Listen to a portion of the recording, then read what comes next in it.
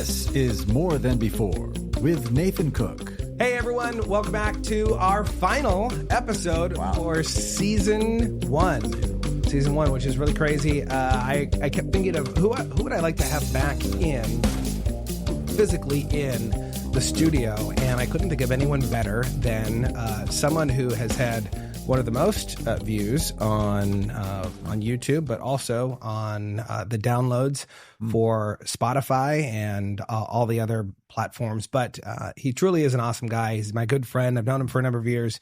And he is actually one of the catalysts for me starting this podcast. So I'm super excited to have him on. You guys know him from the start of him announcing More Than Before, but you also know him as one of our earlier guests on the show. So Gunnar, welcome back to the show. No. First return guest. First return guest. First person in the studio. Now you're the first person as a return guest. Love it. And so I was on earlier in the season one. So today we're going to find out if I'm more than before. Am I more than I was before? Right? Maybe you guys should turn this off now. See how I'm doing, right? No, this is great. Congratulations. I mean, excited. Just knowing the work and just the effort and just what you've done and just growing it, learning, you know, the mechanics of podcasts and all of it, and just growing your brand is just, it's a treat to watch. Well, I still don't know the mechanics of podcasts, but I'm working on it. It sounded good to say. It did. I appreciate it. I'll cut out the rest of it. It was a split second decision. It was like, I was going to say this word, or this word. See, I'm hyper vigilant. So I'm just like, it's like door number 3. Constantly trying to make me look better, which is why you're one of my good friends. I don't need to make you look better. You are. You are a good more man. than before. You're a good man. Yeah, absolutely. Good to be here. There's so much that you shared the very first time that I had you on the show, but even after we left, and even I mean, we actually recorded 2. I don't know if you remember this, but I actually had you do one online. It was one of our virtual, it was a virtual interview. Yeah. And I loved it. I thought it was great. And then I messaged you back and I was like, hey, do you want to come into the studio? And you actually came in. Yeah. And it was funny because the conversations were completely different from those 2 times. Yeah, they were. Still a lot of value to it, but a lot of it was still focused rear facing. Yeah. And so I'm excited to kind of move forward and see what you're working on and kind of who have you been moving towards as an identity. So give us a lowdown. What's been going on in your world since the last time we talked about 7-8 months ago? Yeah. And that's just interesting to think about too, because what was the time frame between our first virtual interview and when we did the live one? Was it I think it was about 4 or 5 months. So it's been about almost a year. Wow. Yeah, because you were one of the first recordings I did also. So your first recording, it didn't make the cut because I was horrible. Yeah. Remember, you're never good the first time. Yeah. Well, I mean, you know, but you get some good raw, you know, footage in there. And it was interesting because I think when we talked, you know, and again, here we are again in the studio, the More Than Before studio, and I've got a microphone in me. And immediately I click into, hey, how's it going? In the news, aliens invaded the city. Here's Little Boss Skaggs on FM 102, right? I mean, it's like I'm into this radio mode. It's something about the microphone and you. But it was just interesting because I think so much of what we've talked about over the years, we've been friends for a long time. Yeah.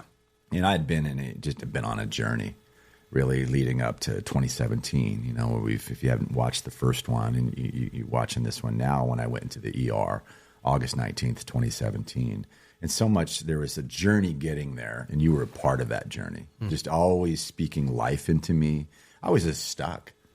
You know what I mean? I was stuck. I was resigned that this is just the way my life is going to be. This is how it's going to end. This is how it's just going to roll out, right? And you always believed in me. You always were speaking life into me. And I just couldn't quite get there. I couldn't quite grasp it. And then I ended up in the ER, and it was just like a perfect storm, I guess, right? Of just, okay, we've got, this is my opportunity. This is my now or never. This is my wake up call.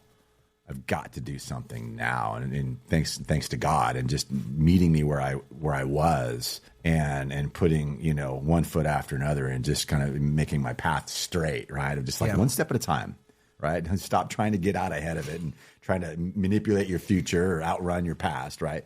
So we talked a lot of that, right? The stuff in the past. I have my isms. I have my talking points. Your default go-to. Yeah, what we want to talk about. And I felt like that second one we did just felt probably a lot more settled, maybe more authentic, and just feeling comfortable just being with a friend. That's what, 2 microphones, really. It's right. It's a cup of coffee. And I've shared that with so many people. So tell us what you're working on right now in terms of life.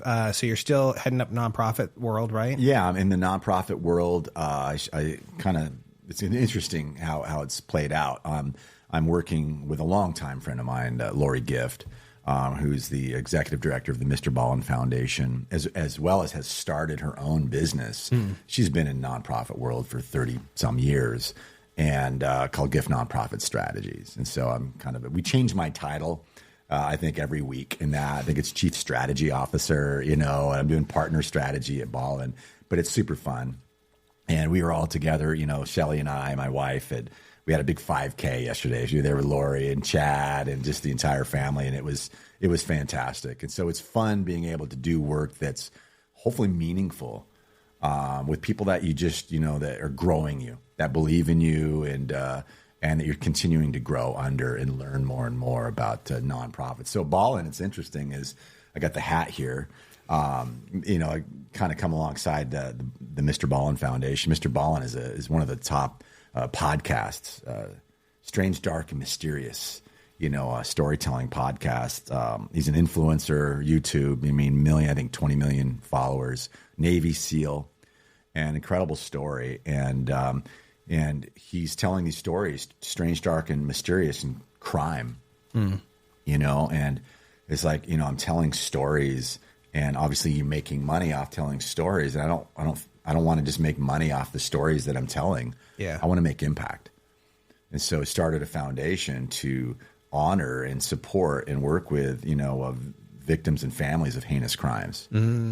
So we give grants, and we've given, I think in over $1 million at this point. We've been in existence for probably about 2.5 years to different organizations across the country, whether they're working in domestic violence, sexual assault, human trafficking, children of homicide victims, So we're partnering and providing grants to organizations that are on the front lines of this. We also work with, mass violence. And so we have a rapid response philanthropy. And so I kind of lead up that charge, as well as our partner strategy for the foundation. So like when a mass shooting has occurred, we decide, hey, we're going to engage this.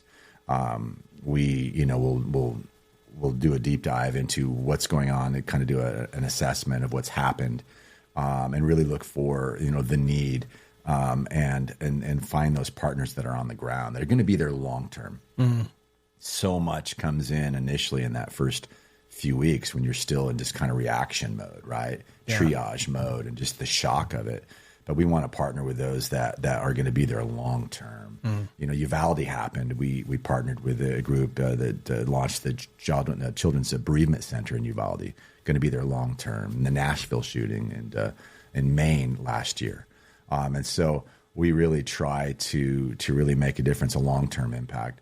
But we're also with our nonprofits, we have over 30 nonprofit partners at this point that we've provided grants to, and those grants are generally around anywhere from $10,000 to $25,000, and so we partner with them is that we don't want to just provide. We want to provide financial assistance, but we also want to provide a tools, network, access to things that are going to help them amplify their message, to help them steward their opportunity well, right? So many nonprofits that I see start because someone had an experience or they saw something, so we want to do something. So we just jump in. Sometimes, we don't even know what we're doing, right? It's kind of almost to our detriment. Yeah, we start, we launch, and then we kind of go, okay, where are we? And so some more so than others. I mean, our partners range from smaller organizations to large, all doing incredible work and in making critical impact in any of the different areas we're talking about. So we try to provide access. So when we're providing executive coaching, we're giving our partners like 5 hours of executive coaching a year. We've been on retreats with our nonprofit partners and was in Wisconsin emceeing an event for a very unique event that they had there.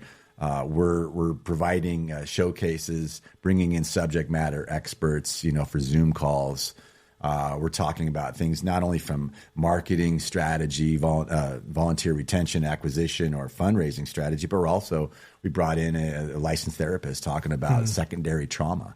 I mean, we're out there on the front lines providing this service, and we've got to, I mean, how well are we then taking care of our own teams that we can get that secondary trauma, we can take on what we're doing. Yeah. So those are the things that we're doing. It's been so cool because, it's been one of the most incredible just highlights is just having, like, we had one of the organizations like saying, hey, look, don't get us wrong, we absolutely loved the financial grant that we received from you.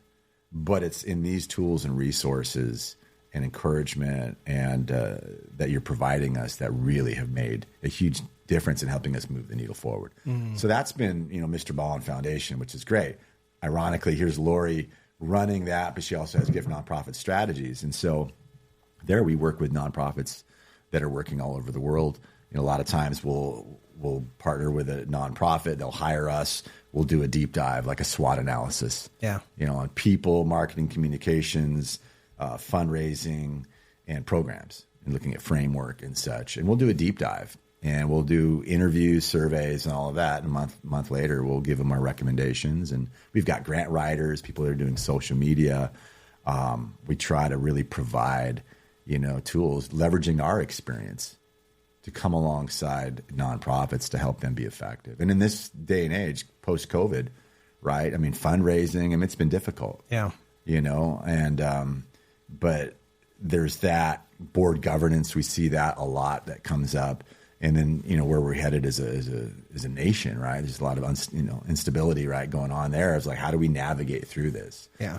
So that's been really, those have been my primary. I have other work that I do, but those have been my primary.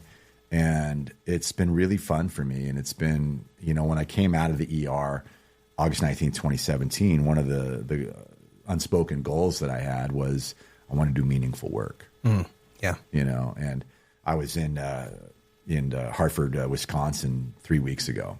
And one of our partners, Love is Greater Than Hate Project, our dear friend Buck, who started it. He started it because his daughter was murdered. I think it was like 11 years ago.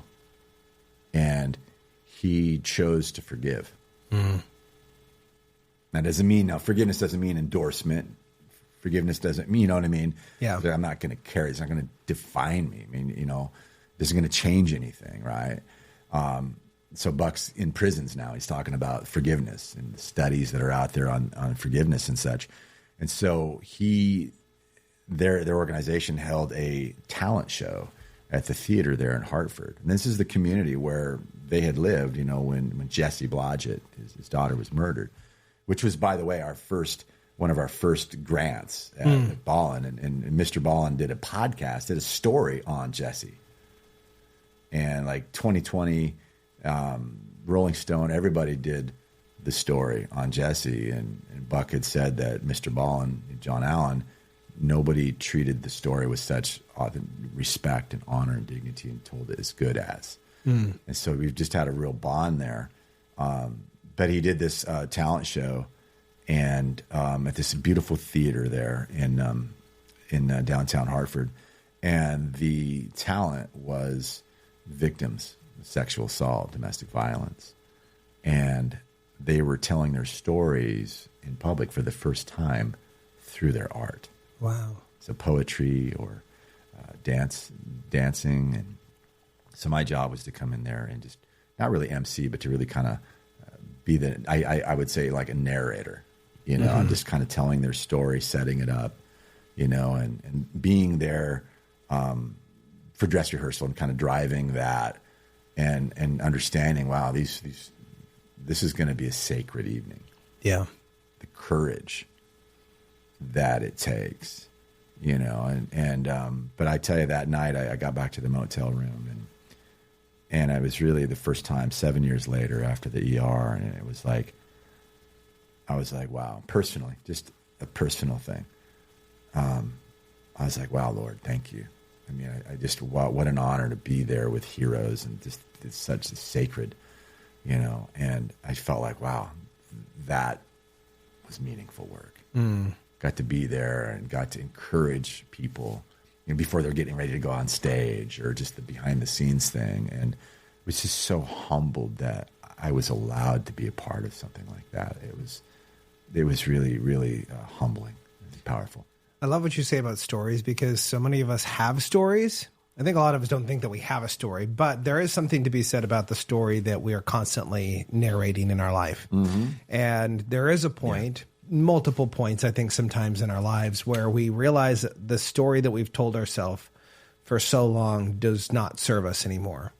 There have been points in your life where you stopped declaring a story over your life that this is the same thing, kind of going back to what you were talking about before. It was like, I don't want to keep going back and telling the same stories over and over. And there is a point, like even with the victims that you were talking about, that where they get up and you have to speak the story first. Yeah. You can't keep it hidden. You have to give it air to breathe before you can move on to the next story of your life. Yeah. And so you have really done quite a number in your own life, even within the past 7 months, to start to tell a different story. In fact, I think it was probably like maybe 4 weeks to maybe a month or two later that you were back in the hospital with a scare, and you hadn't talked too much about that, but you had a scare about a medical happening that could have turned into something. What's the story that you tell yourself now?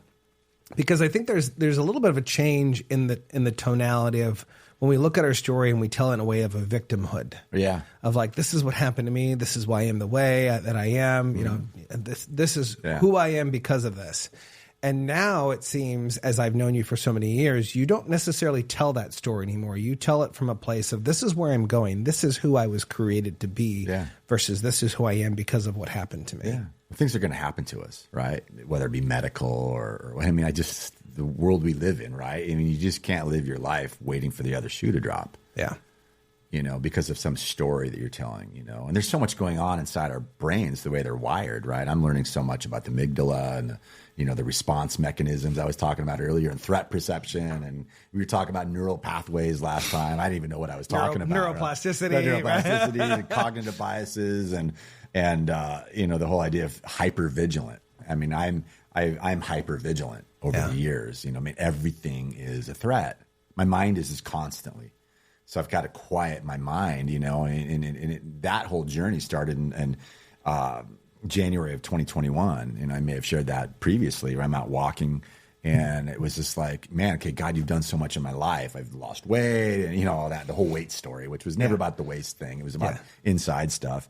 And it just was in a different place in life than I never thought I'd see. But I still had an old way of thinking. I was still, I had things, the way I was thinking in my mind, it was responding and reacting from trauma. Yeah. And I'm trying to, physically change things. Physically, or podcast my, find hacks and do all these things to white knuckle my way through it, right? Oh, here comes another trigger. Ah! It's, I got just the download. It was like, man, gee, Romans 12:2, right? It's just like, by the renewing of your mind, God's like, you need to let me change the way you think. Yeah. And I had no idea where that journey would lead me to where I'm at now. And right off the bat, I mean, when that happened, it was a couple months later, they found a spot on my liver, and that rocked me sideways. Yeah. Because you're just thinking, all of this, you brought me all the way, for that, and there was a choice to be made there of, how am I going to view this? Is it going to be through that lens? No, it's scary. And there's real emotions that we're born with, right? I can't deny the emotions, but am I going to allow myself to hitch my wagon to those emotions, right? And react in ways and I really, that really set the stage where just when we were talking about a few months ago, I mean, I went through a crazy series of health stuff late last summer, I had a kidney stone for 60 days, which was just a nightmare. I mean, it was a nightmare. I've never been in so much pain in my life where I literally would just start throwing up. Mm. I still got my steps in. You're not going to allow me to stop me from getting steps. No, that's just non-negotiable. It's just part of who I am, and I love it. But it was these kidney stones, and that was done, and we had the surgery, but there's no stone. Apparently I passed it. All that for which is that story there. When we thought we passed it is a side story that was. I don't even know if I can get into it. This is like more than before after hours. And so, hold on to your bucket. It was in a public restroom. But anyway, and all my friend was all he heard was dink, and that might have been the stone. And then that went to that was the worst pain. I've had stones before, but man, that was the worst ever. And that led to a bacterial infection. And then that led to another situation that led me to get a ultrasound. And they had thought that I had testicular cancer. And, they was like, more than likely it's testicular cancer, but, we can't do a biopsy because where it's at, because it'll, could spread or whatever. So the only way we're going to know is removal. And so, they're ready to go. And this is around the time, when we had, I think we were recording. And so it was just after when you started to. Yeah. And so, we were literally days away from removal. They were ready to schedule. And there was like, more than likely, this is probably testicular cancer, which at the time, I'm 54 now. It's very rare once you get after 50. It's one of the more common cancers if you're younger, like in your 30s, for guys, obviously. And so it's that's something you definitely want to be checking. If you're a younger guy and you're listening to this, get checked, right? It's huge. The good news about testicular cancer is, though, in 1970, the year I was born, I think it was a 90% death rate. Wow. Just it's like you got it done. The death sentence. Now, 50 some years later, it's like 90% survival rate. Wow. It's one of the success stories with cancer, and that they say that type of cancer really kind of melts like butter to the treatment that you get, but it was a deep dive, and it took me back to when I got that spot in the liver, which took 9 months to finally be convinced that this isn't cancer. It just throws you sideways, and it challenges you to, think about, you're like in a snow globe. Yeah. You know what I mean? You're spinning around in a snow globe. And, stop shaking. Yeah, the poor dude inside's like, is like, stop, and then you settle and there's just snow and you're just feeling woozy. But, I did a deep dive on testicular cancer, but I was able to apply what I had learned, just 3-4 years ago. Yeah. In my faith, and just like, wow, okay. I'm grateful for this because, I believe in being a Jesus follower and just the fruit of the Spirit. And God wants to produce the fruit in us. And this is just a great opportunity for him to continue to produce fruit in me. Yeah. There's purpose in this. I can, not that it's not scary. We don't have fear, but, it's in this, there's purpose. That's what flipped the switch for me, starting with the liver spot. I wrestled with that for a few days. I was like, oh my goodness, this is wild. But then I started really just kind of, for me, it was meditating on God's word, and just my mentor, Gilbert, we've talked about the pop quiz, right? Yeah. Something happens, we react, pop quiz, what fruit of the Spirit do you think God wants to produce in you from Galatians 5? And it really was, wow. I was able to flip the switch from this is what this is what it comes with it, but I was able to see purpose in it.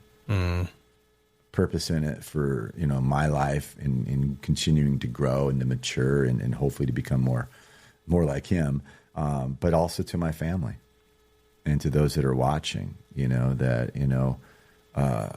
it says in Philippians 4, I can do all things through Christ who gives me strength. You look at Philippians 4 and Paul's writing about, finding the secret, whether he's got much or little. Yeah. That was 25 years after his conversion. It's like he didn't wake up and say, I'm content.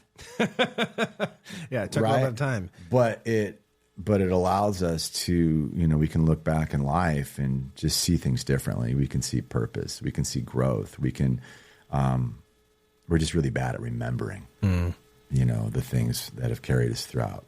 And so here we are, testicular cancer, and we were ready to go.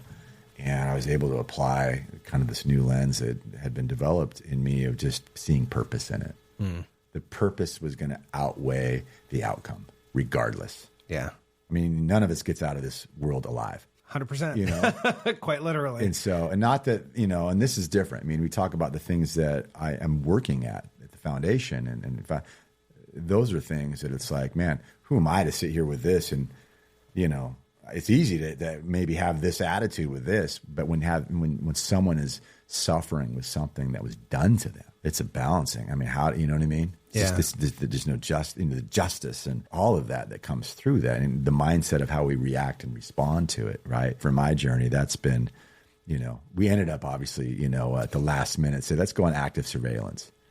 So I'm currently on active surveillance for, testicular cancer. I'm confident that it's not. I'm actually waiting for a call today for another ultrasound on it, but it's out of sight, out of mind, and that I know that God's going to cause all things to work together for good for those that love him according to his purpose. And so help me to see purpose even in the most justified things and all that, Lord. I just got to believe that you're real and that you're going to never let me go. Well, the purpose thing is really interesting because I think so many times when we talk about purpose, anyone who's been in the personal growth realm, professional development, or anything like that, when it comes to purpose, everyone kind of, when we talk about purpose, it's always about me. Yeah. Right. It's like where yes. When it comes to purpose, I'm going to be the center of the purpose, and it's going to go out from there. Rather than, well, what if your purpose in life is to have one small impact on one person's life? Yeah. And maybe that echoes across the world as someone else. Maybe you are the supporting cast to the grand purpose of all things. Yeah. And I think so many times we look at our lives and we go, wow, I can't believe this is happening to me. Yeah. I am the main act. Or maybe you feel like nothing is happening in your world and you're like, well, I don't have a story to tell because, I wasn't diagnosed with this, or I didn't have abuse, or all those different things. We all have a story that we tell ourselves. And I think we discredit it to some extent. Mm-hmm. I think we either discredit it or we amplify it overly. That we either make ourselves to be nothing in the story, or we make ourselves the main act in the story. Yeah. When I think we're kind of neither. Mm-hmm. We're kind of all playing support roles to one another and encouragement. One of the things that I was curious about, because people talk about meditation a lot. Yeah, meditation has a lot of different contexts and meanings. I love that you clarified, and when you said, I did a lot of meditating, on God's word. A lot of people today are doing empty-minded meditation, meaning they're sitting, they're trying to focus on their third eye, and they are trying to empty out their thoughts, which I don't know if you're good at this, but I've never been able to empty out my thoughts. In fact, when I do that, it just seems like more of them rush in. Yeah, 100%. What does it mean to truly meditate? Like, what does it mean to meditate on God's word? And how has that changed your perception of how you live today as you move forward? Like, what does that actually do for you? What does that look like? Yeah, I love that question, and at the same time, if I'm honest, I loved what you were saying before that. If I could just go there for a moment. Yeah. And, talking about our stories, and what roles do we have in the story that's playing out before us in life. And, I think there's power in it. I mean, to the stories that were told on that stage 3 weeks ago in Wisconsin, that's courage. That's profound. That's storytelling. I look at mine in comparison to that. Mine's nothing. I mean, you know what I mean? Yeah. It's just like, I just have so much, wow. I'm just with the people that I've spent time with and their willingness to tell their stories and finding that place. But knowing your role is important. I think it was 2016, and I was in a head-on collision in my car, and there was a split second before impact where I thought, this is it. Went head-on, and so the person was kind of tucked behind another car that was turning. They had a blinking light, so they could try to jump ahead of me and turn into the Costco parking lot. And the other person was right behind them, and they thought they could kind of juke in there as well. Well, it was just, there's nothing I can do. And I just went into my airbags, didn't deflate. They looked like these dangling, Jack in the Boxes that just didn't quite do their job, right? And I'm just in shock, and just the adrenaline and just the shock. And I just did hear the raindrops just just tapping off the roof of the car. And I'm just in shock, sitting in that front seat, looking over. The airbags are just nothing, didn't deploy. And the other driver's was out taking pictures, already, through the windshield. I don't even think they even checked on me, right? And I'm thinking, I hope it's a good angle. And they must have progressive. Yeah. And then, I heard that in the distance, I heard the ambulance and the fire truck, sirens coming, and just a complete daze. And then that starts wearing off, and just the pain in my arm, they just basically shoved my wrist into my elbow. Started to it was insane pain, intense pain. But I remember first the ambulance, they came in, they were trying to convince me to get on the ambulance and go. And I'm thinking, I don't want to go. I don't want to spend I don't want to spend money on going on an ambulance there. I just had enough wherewithal, but I was so dazed, and I just refused that. But I don't even really remember, and they were just in there. Are you okay? What's going on? And then suddenly there was this guy at my window, and I'm in the car still, and I looked over, and he's got this baseball cap on, this big, huge Santa Claus looking beard and mustache, and I'm tripping out. I'm like, who is this? You got guy? some endorphins going? Yeah, but he was like, man, just you should go, man. Your cars can be replaced. Just go. He met me where I was, and it was and I loved everyone else that showed up. I was still in the daze. But here's the tow truck driver, and before he's there to clean up the mess, drag my car off, and pick up all the debris all over the ground, right? That's scattered everywhere. Here he is kneeling down, looking into the window of my car, and he's like, cars can be replaced. And he met me where I was. Yeah, his job is, I'm a tow truck driver, but he knew his role. Mm. He knew his role. He wasn't so, I'm going to go and I'm going to clean up the debris, I'm going to hook up the car, and I'm on my way. Eyes up. He was alert to what was going on. And he met me where I was. He knew his role. We all have a purpose. We all have a role to play in life. And sometimes it's all about the job or whatever it is. And we just miss so much. It doesn't mean that it's perfection, right? We got to catch everything. Things are happening all the time around us. But he knew his role, and that really has always stuck with me. Mm. And the power of the story that's being told, And so I wanted to go back to that. It's funny because it reminded me of a video I just saw recently. He was an influential believer who was supposed to be up for a panel. He's pretty well-known guy, and he came in, I think, like 30 minutes late. They were waiting on him. Mm-hmm. He walked up to the stage and like, where in the world were you? And he's like, I found something. I was doing something better.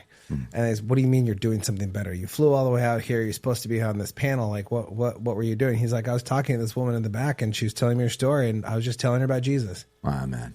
He was 30 minutes late because he was telling this woman that, like, he didn't know from anyone else just about Jesus and how much Jesus loved her, and that's why he was late.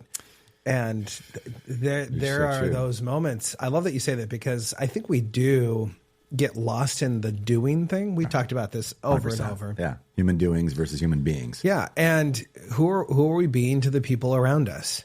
And it should challenge us to stop what we're doing and look around and ask, how are we affecting people today? How are we loving on people? How are we caring for the people around us?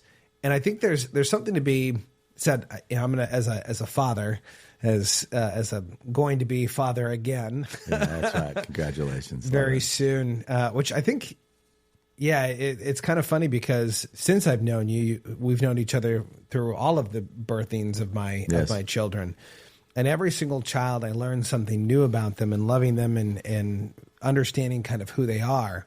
I think there's something great when it comes to the expectation of new life. Mm. There's always the expectation of new life when it comes to a baby, right? Mm-hmm. Whether that's a parent or whether going to be a grandparent soon. Yeah. So congratulations on that, which is super exciting. Thank you. But what does it mean to have new life? Like you think of Jesus and Nicodemus. Yeah. And Jesus is like, hey, you must be reborn. He's like, what do you mean? I got to go find my mom again? And he's like, no, oy vey. Yeah. Oh, these people. Yeah. But what does that mean to have new life? Like, because there are events that offer us opportunity, I think, to have new life, to look at things from a new perspective, going back to that meditative piece, instead of emptying out your mind, fill your mind with the right stuff, with good stuff, with truth, right, noble, kindness, like all those things. What does that mean to have new life? Because you've had new life. Yeah. Well, I think it's interesting because, sometimes, when you experience new life, whatever that looks like, right, for whom, whatever your journey and story is, for me, finding that new life in Jesus and just finding that hope, and sometimes, it's like you find this new life and you just, for me, it was the weight that I had been carrying for so long was beginning to dissipate, was beginning to, no longer be there, right? Doesn't mean that we don't have our story. Doesn't mean that we don't have things that we look back on and go, gosh, what was I thinking? That you're just embarrassed about, or, you feel guilty, or maybe you have shame over whatever, right? But that new life is, just the forgiveness that I have found in Jesus, and that doesn't need to define me, and that we have. I've always tried to. I've carried the weight of perfectionism throughout my life, or a relationship with the law, right? And it never works, right? Because you're always going to find yourself back at a place of just being weak and weary and just tired and carrying stuff, right? And so. For me, it was just the removal of a lot of weight that I'd been carrying, stuff that had happened to me, stuff that I'd done, along the way. And this new life, it's like, man, I feel like I've been pardoned. Mm-hmm. I feel like it's like, wow, I don't need to carry this. I mean, the great movie Robert De Niro, The Mission, right? We may have talked about that. We've talked about everything in the last many years, right? Keep going back down for the pants. Yeah. Well, and he's carrying the burdens, up that hill in that movie, and to reach these unreached people, and gets up there, and they get there, and they're thinking they're going to kill him, but instead they cut the rope that was carrying and dragging all of this stuff, and just let it down the tree and down the hill. And so, I don't know, for me, that new life, I think I'm still kind of, experiencing what that means, what it looks like. I just know that for me, it's like, I don't need to carry the weight of the world that I used to put on my shoulders. At some point I can let go of and trust God with, the stuff that I've been carrying, the stuff that we carry as men. There's a great book coming out. I remember the title of it, Mike Tatlock. He's a pastor here in Portland. He's got a book that's going to talk about a lot of stuff. I think it's going to be great for guys. I'm looking forward to reading it. But, I just was able to let go of this expectation that I got to be somebody. I've got to earn. I've got to be that person. And that new life is I can be free in Christ, and I can be free to pursue that. When He knitted me together in my mother's womb, He knitted together in me a purpose. And just this trust in that He's got a plan for my life, that He's equipped me with unique talents and purposes. To me, new life is about those things, to find alignment with my factory settings, right? That I can walk in the purpose that I was given when I was knitted together in my mother's womb, that I can walk this earth for such a time as this, that no matter what happens, whether I'm getting hit with a liver spot or testicular cancer, or, the elections, politics just blows up and everything goes crazy, right? I still have purpose. None of this is a surprise to God, right? Yeah. And I can have purpose, and I can walk in that with purpose and trust and hope that I have a place in this world, that to perhaps I can be a voice or a word to someone that needs it for such a time as this, that I can encourage some. I'm an encourager. I have a part to play. I'm the tow truck driver. And I can be free to do that in this new life, instead of just trying to hustle and try to affirm and always worried about what people think about me and getting approval and all of those things. I don't need to do that anymore. Yeah. It's now I can breathe. That's kind of a long I like response. It, though. Well, I was kind of processing as you were asking. That was a great question, but I'm finding myself processing while I'm talking. Yeah. Well, I love it because it kind of brings up this thought of like the tension of who we used to be versus the person that we are now, right? Because we kind of, there's a point where we start packing those bags. We put them in the back closet, we throw them out, we take them to the dump, whatever that is. And then you start to see people that you've known for maybe a number of years that they haven't caught up with the change. Yeah. And there's almost a tension between where you are and where those people see you. Yeah. And I'm curious, how do you cut the tension with people who haven't been on the journey with you, who haven't been walking step in step with you, but maybe they perceive the old version of you, but they don't quite like for you, it's a very physical difference. Like you look at Gunnar and you say, well, Gunnar looks different.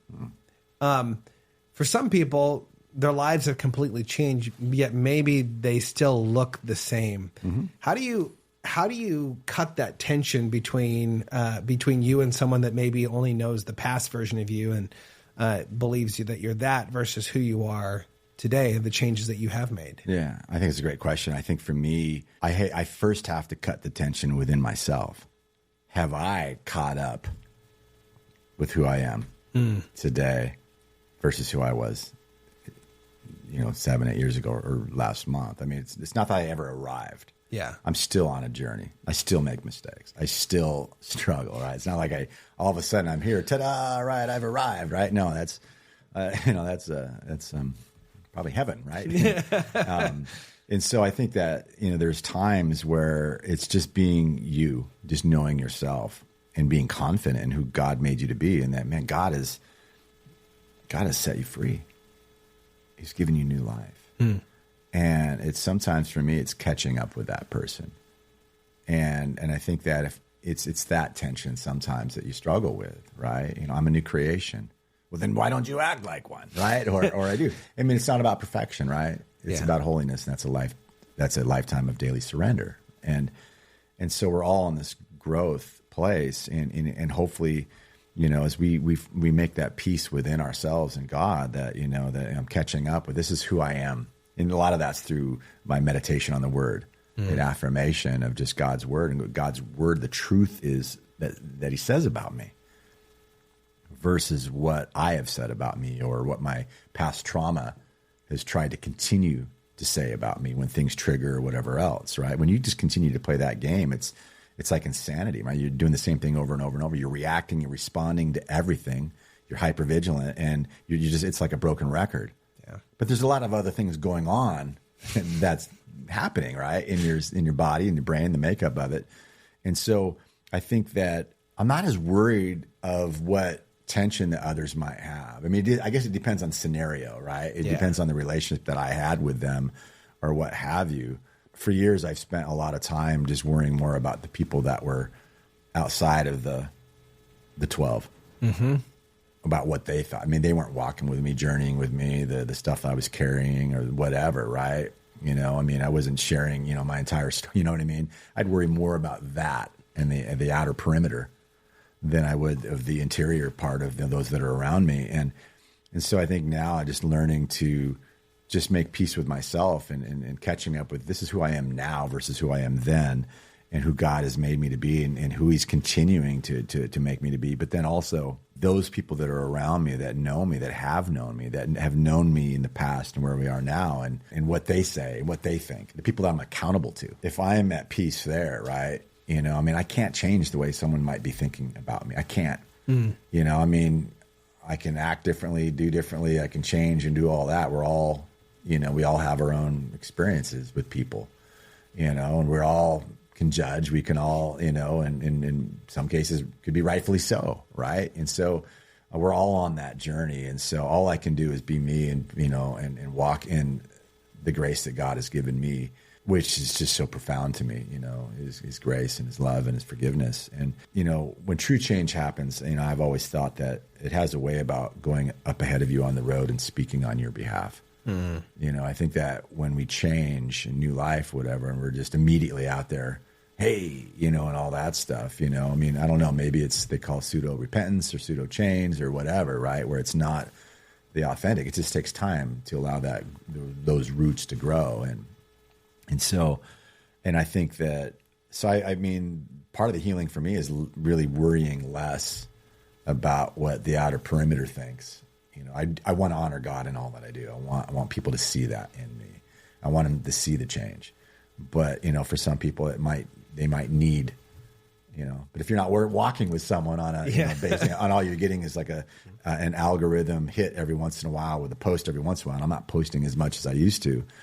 And for a lot of reasons, I think that making that peace and the people that you surround yourself with is crucial to that tension. You know, I think there's always going to be a tension as long as we're here, you know, on earth, right? Of just that continued growth. I don't know that we ever arrive. We're going to have, you know, we're going to have places along the way we can, wow, this is amazing. You know, you don't ever see transformation until it's in the rearview mirror. We've talked about that, right? And so, but I think it goes ahead of you and speaks on your behalf. If it's real change, it's happening in your life. I don't have to, hopefully I'm just living it.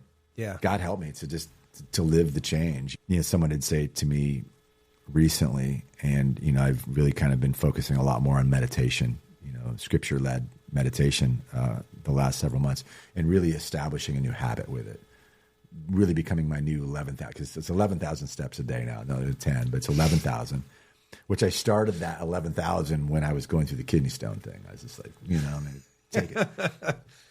But someone had said to me, and I wasn't looking for it, wasn't asking for it, says, man, you just seem more settled. Because I can be prone to, even though all this change is going on in my life, I can be prone to hypervigilance and everything's a threat and reacting. An emotion comes up and I immediately attach myself to it, and it just will drive me to whatever. And I had a situation that happened a couple months ago that really highlighted that. And it was super funny because I have a Fitbit, and it does my heart, you know, BPM and all of that. And I knew it was going to be a pretty stressful situation. It was incoming. You know what I mean? So you're amped up, right? And I'm rolling. I think I have a fairly decent, you know, BPM on average, right? It's usually around 50, 51, 49. And then I went through this experience, right? Everything's a threat. I let myself attach to it. Yeah, this means war. You know what I mean? And it's like, and then it's like I was able to regulate. My nervous system just got way out of whack. I'm hypervigilant. And it was so great. And I will carry this picture for me forever, because it was what I needed to say, look, G, you need to establish this new habit. You got to quiet your mind. I'm not saying, you know, as you said, taking everything out, right? Clear the channels, right? But I got to quiet it because it's just like all over the place. Yeah. And it was great because you'd look at my BPM screen for like a month, right? And I'll be honest with you, it looked like a middle finger. Chill, chill, chill, chill. Chill, chill, chill, chill, chill. And I just laugh at it. And I just go, perfect. I need that. You know? But at the same time, what I learned from that is those things are going to happen. Mm-hmm. You're going to react. And if you don't react, then, man, how human are you? Yeah. But what happens when you do react? Right? Can we just breathe? Can we regulate? Can we just kind of ground ourselves in God's truth? And that's not a threat. Yeah. You know, but because something happened in life somewhere down the way, right? My amygdala is like, alert, alert, alert, you know, threat perception, you know? And so I'm learning through the whole meditation of just peace, be still, you know, and then be still and know that I'm God, and that if God is for me, who can be next to me? So I have a meditation I do 20 minutes a day. You know, I try to get up in the morning every day, and it's my new 11,000 steps. Because not only am I just washing myself in the Word and the truth, I'm also at the same time kind of challenging my perceptions. I'm challenging the way my mind has been thinking. I'm saying, God, I need you to change the way I think. At the same time, just quieting my mind, because it's like all over the dang map. Yeah. You know, and lean not on your own understanding. My understanding is constantly just amped up based on something that happened forever ago. God, would you heal me of that? Well, I think it's so important what you say about calming. Like, we have so many things running through our minds constantly. We're so attached to these these phones Yes. and computers and the podcast. Don't turn it off yet. No. Always. Matter Always. of fact, more than before. So, But we always have these things running through our. We have things that are constantly grabbing at our attention, and it's so important for us to stop downloading. Because we're always trying to download. We're always trying to go to the next podcast. We're always trying to go to the next book. And, it's interesting because over the past probably year and a half, I've really, when people ask me, like, what are you reading, Nathan? Like, what's your book that you're reading? I'm like, the Bible. yeah. Well, what else? The Bible. That's pretty much right. Maybe a commentary from a dead guy on the Bible. Yep.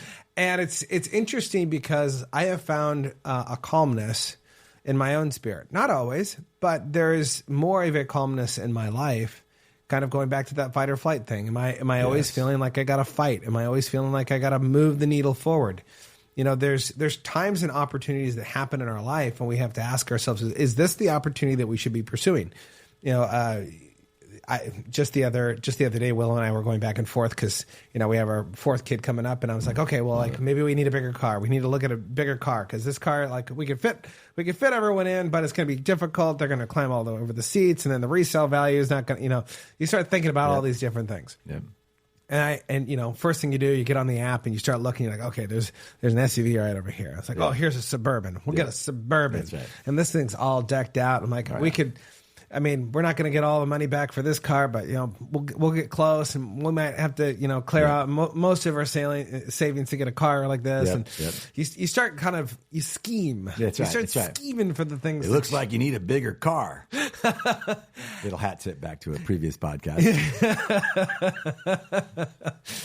And it was funny because there was a moment where I stopped and I said, okay, God, if this isn't of you, just take it away. Yeah. In fact, not even if this isn't of you, take it away. It's just, I give this to you, God. Yeah. And there's a difference. I hope you hear that. There's a difference between God, I give this to you, and God, take it away. Yeah. Because one thing is we go, okay, God, I'm going to put it right here on the table. Yeah. I'm going to keep my eye on that. And if you take it away, then I know it wasn't for me. But if I still see it there, I'm going to take it. It's mine. Yeah. Versus okay, God, here you go. And you just give it to God and you don't think about it. Yeah. Don't think about it again. Yeah. And ended up doing that. And it was funny because the perfect car for our family. Love it. The next day I looked and it was gone. Interesting. It's like, okay, it's gone. Yeah. And so many times in my life, there have been moments where I feel like I'm supposed to go in one way, and God, I put it in God's hand, and God changes things. Mm-hmm. Like there was a moment for you guys where you guys were looking to move out of state. That's right. We were. And you were right there. Like you were, you had the button to push, and you were ejected and gone. Yep. And God said no. Yeah, that was interesting. Right? Yeah. I mean, you're in a place, right, where you almost feel like you're in a crossroads, and it's like, don't make me do this.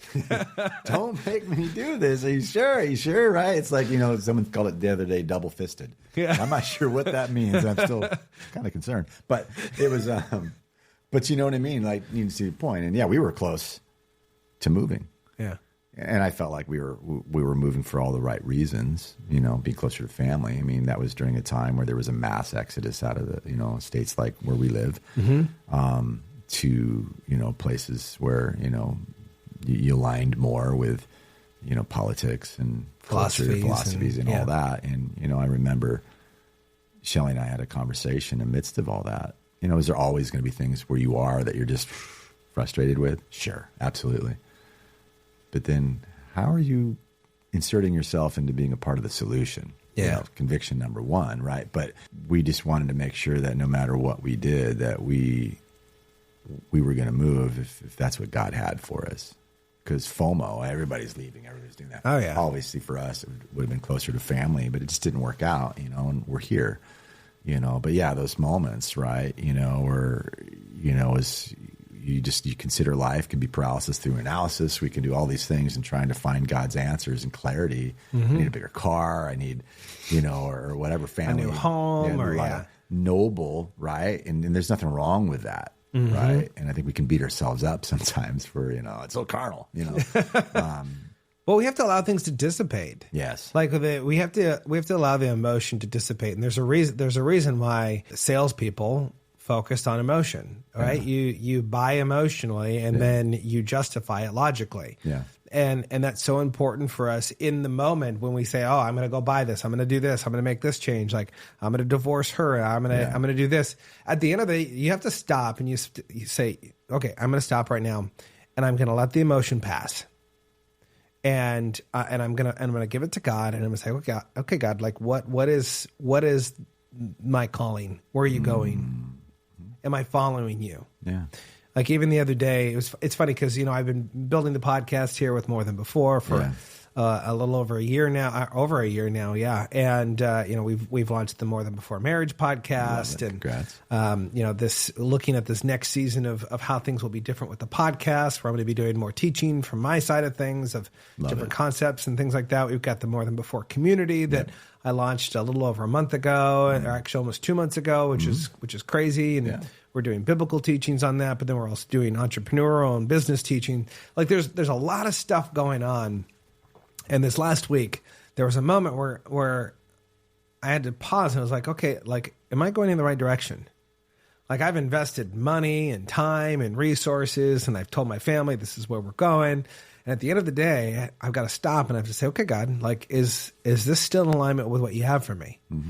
Are you still building this? Yeah. Are you leading this or am I pushing this? And there's a difference between the two. I don't necessarily know the answer. I'm excited for the next season of life to see what happens. But I think there's a lot of really cool things when we allow God to lead us in those matters, in the really important matters. Small matters, yes. But the really big, important matters, do we have our family in alignment? Do we have our jobs in alignment with our faith? Are we walking in step day by day with the way that we interact with other people? I think it's really important. As you look back on the past year, so it's been like a year since we did our very first recording, the one that you guys will never get to hear. But as you look back over the past year, as you've become more of who you were created to be, more than before, as we would say, what would be the one word that would define the last 12 months of your journey? Wow. That's a really good question. Hopeful. Hopeful. I feel like a lot of the things that I'm learning and been learning this last year, learning about myself, learning about my hang-ups, learning about how I think and all of those things, I feel like, just gaining just knowledge on and understanding of it and just having tools and resources, that I'm utilizing in my life that I feel like, wow, I have a choice. I don't have to react a certain way. I think that's been the biggest thing in my life is just working through hypervigilance and all that and just feeling like, man, every time, some kind of spikes gets me anxious or whatever else, I react, right? And I feel like I've just on this journey that I've been on, that I'm seeing things differently, and I'm getting given just wisdom on it and insight and good people around me and tools and resources that allow me to like, wow, I have a choice. I don't have to react, right? And that gives me hope. It gives me hope for, reframing, my past, through the lens of, mistakes and all kinds of things, and just, wow, I mean, and who I am today because of it, right, wrong, and indifferent. I've become who I am from that. But it's also, I believe, just the hope that I have is it's I don't need to live that way anymore. This is in bondage to everything's a threat and whatever. That I try my hardest to keep from people. I don't know that I've ever been able to put a definition on it, right? I try to always be, hey, everything's cool, everything's chill, right? Even though I don't seem settled, I'm just always, have this unsettling thing about me. But it gives me such hope that to change the trajectory of my life. I mean, the reality is we were talking about this, probably recording it, unbeknownst to me at the beginning of just, at 54 years old. My dad died at 72. His dad died at 72. That's 18 years from now. Now, I would like to hope that my life is healthier and, working through those things there. I have a mom that's 83, getting 10,000 steps a day. She's got great genes. But, the reality is, and I think part of it's in the season that I'm in, but I'm hopeful. I'm hopeful that, I'm just, and that hope comes from just an incredible amount of just thankfulness, gratitude, and I'm just so grateful to God that He will never leave you nor forsake you. He won't stop pursuing you. And that I even get to be where I'm at today from where I was 7 years ago. Just feeling resigned. This is just who I am. Everything defines who I am. And I'm not going anywhere. It's how it is. Depression, all of it. But I feel such hope rooted in such deep gratitude and thankfulness that God has me where I'm at today. And that He's teaching me, He's teaching me. And, my mantra is gentle, humble, soft, kind. I want to be a gentle, humble, soft, kind person and honors Christ and all I do. And just I want my family to know they are loved by how I treat them. It's an amazing thing, and I'm learning. So I feel hopeful, and I'm learning about emotions. I'm learning about, hey, you're going to feel emotions. I learned about this thing recently called the change triangle, and it's so profound because we have emotions like fear, anger, or what have you, right? Things that we're born with. And that's okay. You're human. You're going to feel these emotions. Yeah. But somewhere along the line, on some of those emotions, I was told that it wasn't okay. And that might sound very victim-like, but it can ingrain itself, right? And you don't even know it's that way. It's like I'm afraid, or I'm angry about something. That's not your opinion doesn't matter. Your voice doesn't matter, so you shouldn't feel that way. So I feel an emotion, then I immediately either feel guilt, shame, or anxious about it. It's like, oh, man, I feel guilty that I'm feeling that way. And so I don't want to feel that way. So then I pop over here to, coping mechanism. I've been becoming more aware of my thoughts. Now I'm learning to pay attention to my thoughts. And that it's okay to feel a certain way. Sit with it. Learn from it. You don't need to attach, yourself to that wagon and, off you go. So all of that has just been a deep dive. I mean, again, it goes back to, we've talked about Richard Rohr, right? The first half of life, we write the text. The second half, we write the commentary. Maybe that's where I'm at in life. But just been doing a deep dive on just self-awareness, framing that, reframing it through the Word of God. It's been powerful. Shelley and I, we've been reading through the writings of Paul in chronological order. We're just in Colossians now. Just incredible. 2 Corinthians, amazing. I think of Romans and just Galatians. I'm just feeling really growing. So I'm posting less on social media, but I'm hoping I'm growing more, becoming more than before, because I don't have to tell my story all the time. I have to get all these updates, and I can just focus and just let him. Just want God change the way I think.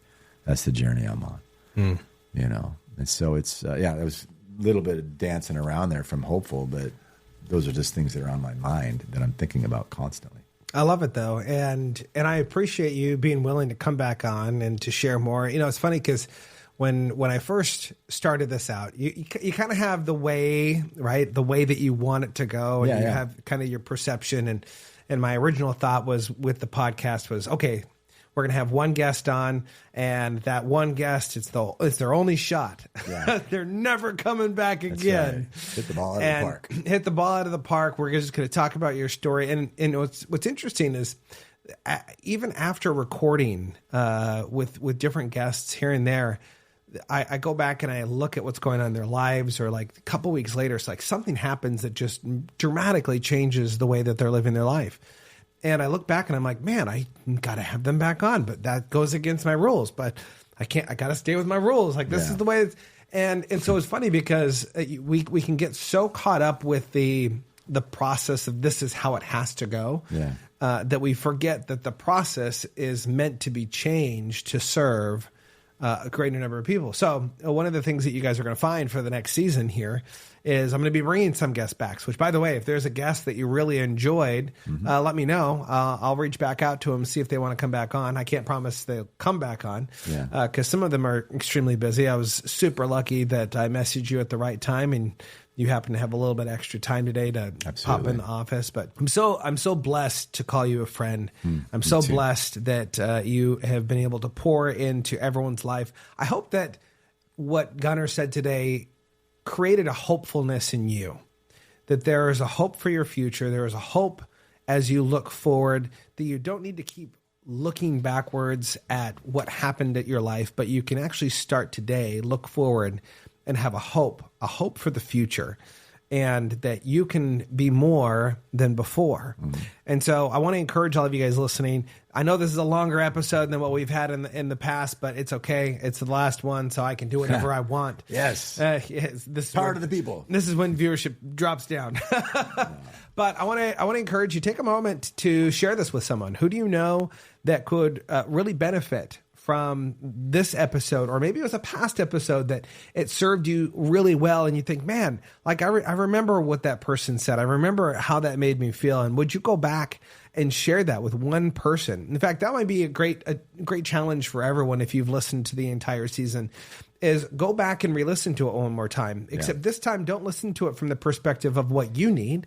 Listen to it from the perspective of who do you know that could listen to this and have a moment of shift, something new happen in their life, that they want to create something new. Because that's the reason why I do this. I don't do this for the Nathan. This isn't the Nathan Cook show. I've had a couple of people say the Nathan Cook podcast. No, this is more than before. It's more than me, and I truly believe that. So make sure you share this with a friend. Make sure you take a moment to subscribe, like it. There is going to be a season 2 that's going to be coming around the corner.